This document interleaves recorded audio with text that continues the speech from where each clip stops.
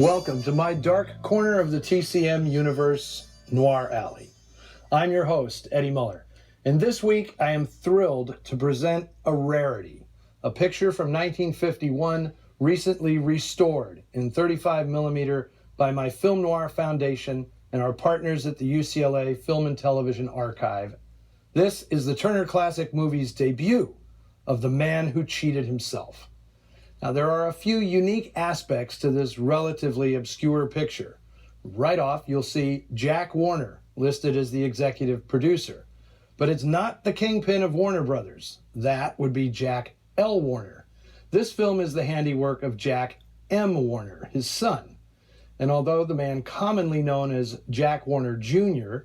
had worked for years at his father's studio, there was no love lost between father and son.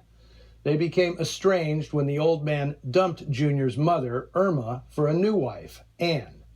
Dad shipped his disgruntled mama's boy off to England to oversee the studio's UK operations.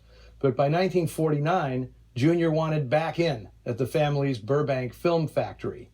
But Dad would have none of it. So Jack M. decided to make movies on his own, to prove he didn't need Daddy's juice to be successful. His first independent production is our picture today, originally entitled The Gun, and it would be, perhaps not surprisingly, distributed by 20th Century Fox, not Warner Brothers. To get it made, however, Jack Jr. called on some former Warner Brothers colleagues. The script was co-written by Seton I. Miller, once the dean of Warner's bullpen, whose resume stretched back to the silent era.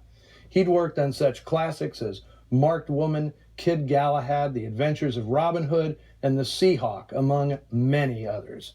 His collaborator was another veteran scribe, Philip MacDonald, a British mystery writer whose flair for thorny plotting was bedrock for a wide range of crime pictures, from Mr. Moto movies at Fox to his most famous story, 1963's The List of Adrian Messenger, directed by John Huston. Hired to direct was Felix E. Feist, who had something in common with Jack Warner Jr. Feist's father, Felix F. Feist, was one of the top executives at Lowe's Corporation in New York, the parent company of MGM. That's where Feist the Younger got his start as a film loader when he was 19 years old. Aggressive and ambitious, Feist directed his first feature, 1933's Deluge, at only 22 years of age. But once in Hollywood, he mostly knocked around in the B units at various studios until hitting his stride with a series of rambunctious programmers for RKO in the late 40s, things like The Devil Thumbs a Ride and The Threat. Now, earlier this year on Noir Alley, I showed Feist's best film, Tomorrow is Another Day, made at Warner Brothers in 1951. Now, Feist no doubt was hired for this production because it was being produced on a shoestring, and he had earned a reputation as a guy who could shoot 'em fast and cheap without letting the seams show. Now, according to production memos for this picture, Feist's cast and crew drove overnight from Hollywood to San Francisco and immediately began filming at sunup. The oddest aspect of The Man Who Cheated Himself, without question, is its casting. Now, this was the first and maybe the only time Lee J. Cobb had a romantic leading man role. You're a big girl now. Cut out the tantrums.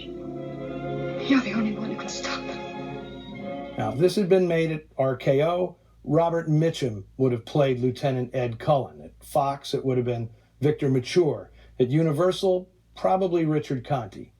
But Lee J. Cobb, as a taciturn cop having an affair with a homicidal socialite? What were they thinking?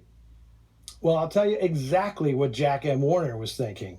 Cobb had just come off one of the most celebrated runs in Broadway history as Willie Loman in Arthur Miller's Death of a Salesman. And the producer probably thought this was a casting coup, one that would translate into big box office. It didn't. But it did give Cobb a chance to smoke cigarettes thoughtfully while pondering his miserable fate, like any self-disrespecting noir leading man. Frankly, I'd have preserved this movie for the sake of this single historical rarity. Lee J. Cobb underplays a character. Now, just as unexpected is the casting of our homicidal socialite. She is played by the most wholesome actress ever to don the furs of the femme fatale, Jane Wyatt. Last week on Noir Alley, we saw a more familiar Jane Wyatt, sane and sensible matriarch of a mid-century American family, the character that became emblematic of her entire career once she played Margaret Anderson on the 1950s sitcom Father Knows Best.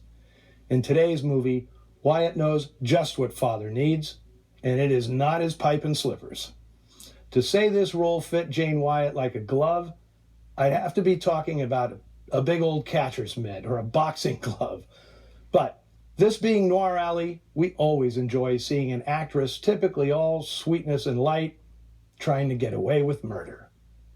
Shot largely on location in San Francisco in 1950 and featuring a few backdrops that'll be familiar to fans of Vertigo, here is the TCM premiere of The Man Who Cheated Himself.